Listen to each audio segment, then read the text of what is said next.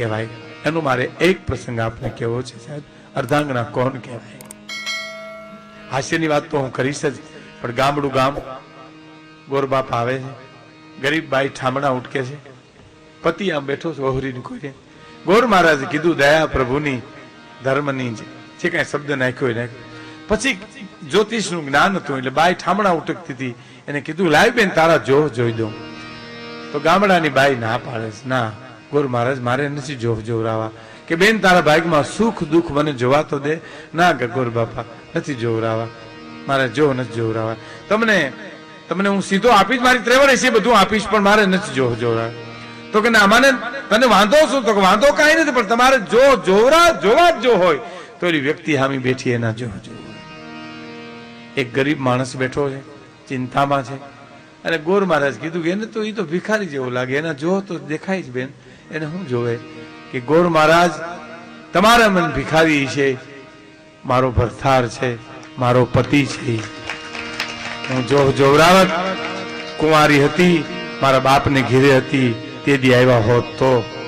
પણ હવે તમારે ટીપણામાં ન લખ્યું હોય તો લખી લ્યો કે ભારતની આર્ય નારી, ભારતની આર્ય દીકરીના લગ્ન થાય ને પછી એના હાથની રેખાઓ ભૂહાઈ જાય છે, એને પતિની રેખા ઉપર જીવવાનું છે સાહેબ. આ આપણો દેશ છે, આ આપણી અર્ધાંગના, આ દાંપત્ય જીવન આપણું છે, સુગંધિત દાંપત્ય જીવન છે આપણું. મને હમણાં એક જુનાગઢમાં એક ભાઈએ કીધું હતું મેં કે કોઈ તમે આ વાત કરજો પણ મારું નામ ન લેતા, પણ હું કહું છું એનું નામ લીધા વિનાનું. મને કે મારી જાન પરણીને આવીને બીજે દિવસે મારી પત્ની એમ કીધું કે તમારો પગાર કેટલો? મને કે એટલી ઉતાવળ કરાય ને, એટલો ખર્ચો કરીને આપણે ન્યા ગયા હોય, એટલા ઢોલ વગાડ્યા હોય, હરણાયા મરી ગયા હોય ફૂકું મારી મારી, અને એને મને બીજે જ દી પૂછ્યું પગાર કેટલો? એટલે મેં તે શું કીધું? મને કે મેં એમ કીધું 20,000 મારો પગાર છે. તો એને શું કીધું? તો એને એમ કીધું કે મારું પૂરું થઈ જાય, તમારું શું થાય? આ અર્ધાંગના નથી સાહેબ, આ વિકૃતિ છે, આ દાંપત્ય જીવન નથી. દાંપત્ય જીવન તો બહુ સુગંધિત હોય છે. અમારા ગામડાનો એક દાખલો કહો, મજા આવશે તમને. એક પતિ પત્નીનો છૂટાછેડાનો કેસ ચાલે ગામડામાં, અને જેથી કોર્ટની તારીખ હોય તો બે માણસ 1,000 બસ મળે. રતિભાઈ એ બસમાં બે માણસ જાય, એક જ બસમાં જાય ચડે. હવે એમાં એકવાર બન્યું એવું કે બાઈ આગળ બેઠી, પુરુષ પાછળ બેઠો, કંડક્ટર કીધું ટિકિટ, તો કે 2 ટિકિટ આપ. બીજી કોની? તો આગળ બાઈ એક બેઠી એની, એક મારી. પૈસા દી દીધા, ટિકિટો લઈ લીધી. આગળ કંડક્ટર ગયો એટલે બાઈ કે મારી ટિકિટ આપો ભાઈ. તો બેન તમારી ટિકિટ લઈ લીધી. કે કોણે? તો વાહે વાળા ભાઈ બેઠા એને. એ વાહે વાળી જોયું તો એને પતિ એના સામું જોઈને, પત્ની એના સામું જોઈને સમાધાન થઈ ગયું. ક્યારે મારી ટિકિટ લઈને અમે કોઈ દી કોર્ટે ચડાય, મારો કેસ પાછો ખેંચી લઉં કે હું. એટલે કહેવાનો અર્થ કે આમાં કોકવાર કંઈક વાંધો પડે તો ટિકિટ લઈ લેવી એમ, એને અમે જીદે ન ચડવું એમ. પણ અર્ધાંગના જે છે એ તો મારે એક પ્રસંગ કેવો છે. મને પ્રાણભાઈ યાદી કરી, મને કાનાભાઈએ પણ કીધું હતું. એટલે હાસ્યની વાત તો હું તમને કરીશ જ. હાસ્યરસ છે એ તો મેં તમને કીધું એમ મસાલો છે. પણ જલારામ બાપા જલિયાણ જોગીનો પ્રસંગ મારે એટલા માટે કહેવો છે કે એ નવો છે, તમે કદાચ ઓછો સાંભળ્યો, મારી કેસેટમાં સાંભળ્યો તો મને ખબર નથી. પણ જલિયાણ જોગીને ત્યાં ભગવાન વૃદ્ધ બની અને પરીક્ષા કરવા માટે આવ્યા, અને અમારા કવિને લખવું પડ્યું કે જલા તારે આંગણે ઉભો છે એક જટાધારી રે, જોગીડો આયો યાચ વારે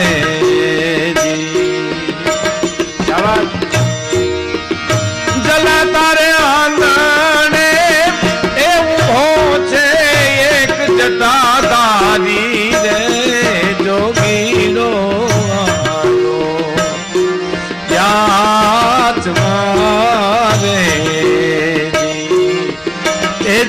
જોગીરો આવ્યો યાચવારે. હાડા 3 ડગલામાં જેમ ભગવાન વામાને પૃથ્વી ભરી લીધી, એમ હાડા 3 ડગલામાં વીરપુરે ડંકો મારી દીધો સાહેબ. હે એક પણ દુનિયાનો મંદિર એવું નથી કે વીરપુરની જેમ નિર્ણય લઈ શકે સાહેબ. એક જ વીરપુર આખી દુનિયામાં જ્યાં એક પૈસો ન લેવો, કોઈ વસ્તુ ન લેવી, અને છતાં એટલું ને એટલું ખવડાવવું સાહેબ. એક જ વીરપુર. પરમ પૂજ્ય મોરારી બાપુએ તો 3.5 ડગલાના અર્થ કર્યા હતા, મને તો યાદ નથી, પણ પેલું ડગલું ઈ, પછી બીજું ડગલું જલારામ બાપા ઈ ભર્યું, ત્રીજું, પછી 3.5 ડગલામાં આ નિર્ણય લીધો એને સાહેબ. પણ મારે તો વાત કરવી છે દાંપત્ય જીવનની. જે સ્વર્ગસ્થ ગિરધર બાપા અને સ્વર્ગસ્થ સવિતામાએ જીવન વિતાવ્યું છે, એ એવા કંઈક પૂર્વના સંસ્કાર એના એવા હશે, એ મારે વાત આપને કરવી છે. કે સાધુ આમ આવી અને ઉભા રહ્યા. જલિયાણ જોગીને કોઈ કીધું કોઈ સંત પધાર્યા છે, એટલે વિવેક કરે, આપ પધારો જગ્યામાં. તો કે ના, હું માગું એ આપીશ, હા જે કઈ સેવા થાય છે હું તમને આપીશ. તો કે નહીં, વચન આપીશ પછી હું આવું અંદર. તો કે હા હું આપીશ, માગો આપ. હવે સાંભળજો, બહુ વાત જાણીતી છે, લાંબી નથી કહતો, મારે પ્રાણ કેવા છે એટલા ખાતર. કારણ કે બંગલો હોય ને, બંગલો હોય એવું 12 આંખ નો હોય, અને 12 આંખ હોય એવું કમાડ ન હોય, કમાડ હોય એવું તાળું ન હોય, તાળું હોય ચાવી ન હોય, ચાવી હાવ નાની હોય, પણ આમ કલથી ફેરવી નાખો આખો બંગલો ખુલી જાય. એમ ચાવીની વાત મારે કરવી છે આખા જીવન ચરિત્રમાં સાહેબ. બહુ ઝીણી વાત છે એટલે કહું છું. આજે આપણે 2-3 એવી ઝીણી વાતો કરી જે સમજવી બહુ અઘરી છે. માગો, જે માગો એ આપું. તારા પત્નીની માગણી કરું છું સેવા કરવા માટે, હું વૃદ્ધ થયો છું. એટલે હવે અહીં તમે નક્કી કરો છો, જલારામ બાપાએ આ પાડી નહીં, ના પાડી નહીં. એમ કે છે જાણકારો મહાપુરુષો કે હાય નથી પાડી, નાય નથી પાડી, પણ એટલું કીધું હું હમણાં આવું છું, આવું હમણાં. કારણ કે એના હાથની વાત નથી આ સાહેબ.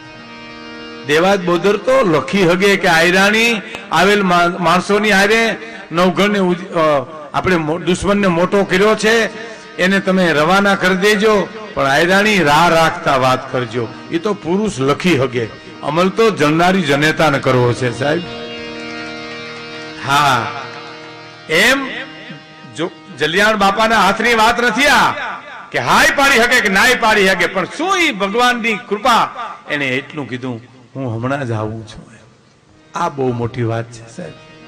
આજ કોઈક વડીલ કહેતા હતા જલારામ બાપાના ભક્ત, કે એક ભક્તને જલારામ બાપાએ ચોકીઓ કરી છે સાહેબ. એક બાપા કે ત્યાં સફેદ લુગડા પહેરીને અને ચોકીદારી કરે છે. આવા અસંખ્ય પ્રસંગો એના છે. પણ હમણાં હું આવું છું એમ કહી અને જ્યાં ગયા ત્યાં વીરબાઈમાં દળનું દળતા હતા અભ્યાગતો માટે.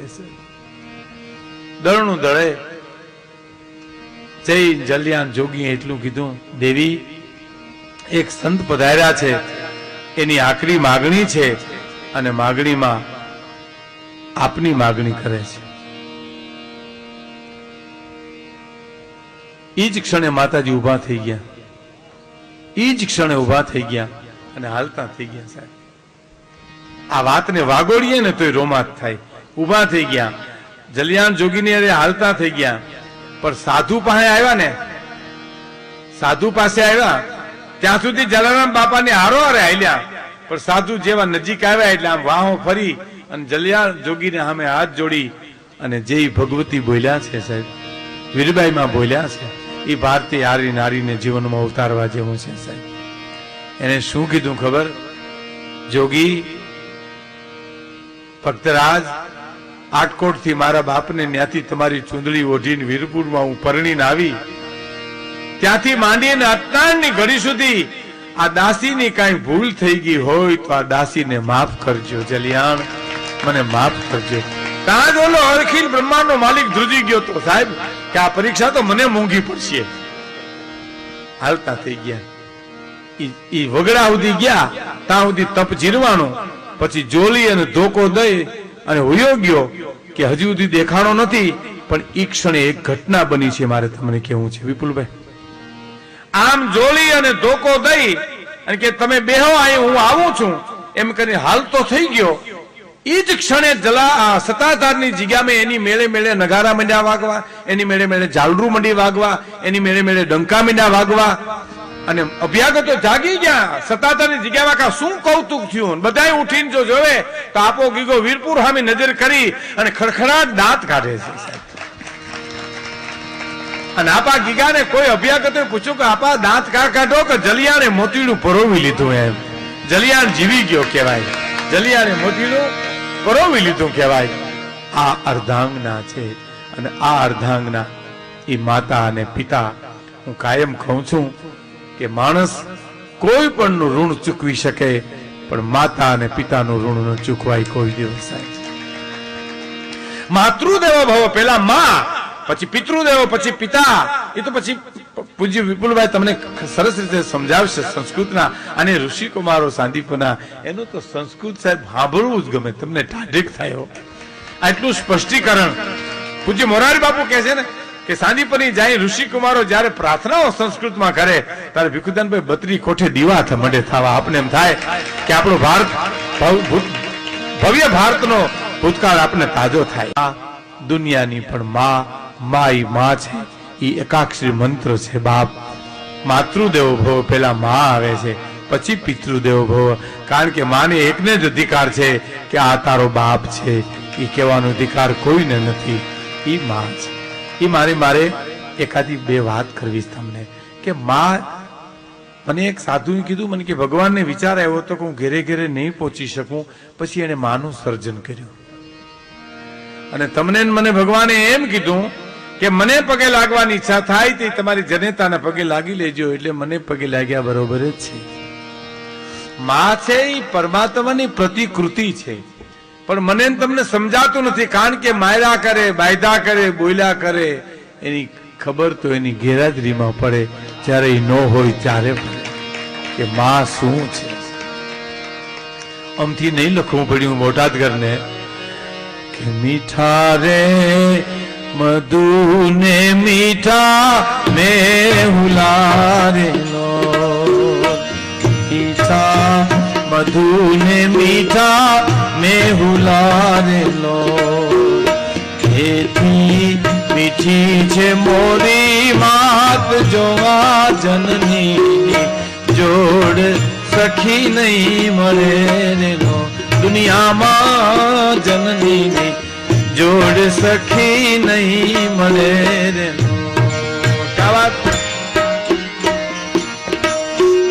ગંગાના નીર તો વધે ઘટે રેલો, ગંગાના એ ઓલી ગંગાના નીર તો વધે ઘટે રેલો. મારી માતાનો એક જ પ્રવાહ જોવા જનની જોડ સખી નહીં મળે રેલો. એ મારે જનની જોડ સખી નહીં મળે રેલો. મારી માં છે, બીજા વગડાના વા છે. મેં હમણાં જ કીધું, અમે બધા બેઠા હતા ત્યારે આપી હતા પણ લગભગ નહોતા કે ભગવાન કૃષ્ણ જયારે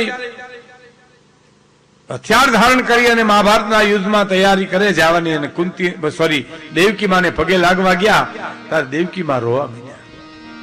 અને ભગવાન કૃષ્ણ પૂછે છે કે તમે માં રડો છો, હું યુદ્ધમાં જાઉં? તો કે ના ના, તું યુદ્ધમાં જાય એનું રોવું ન હોય, પણ મારે તો તને હથિયારધારી કૃષ્ણ જોવાનો મારા ભાગમાં આવ્યો ને.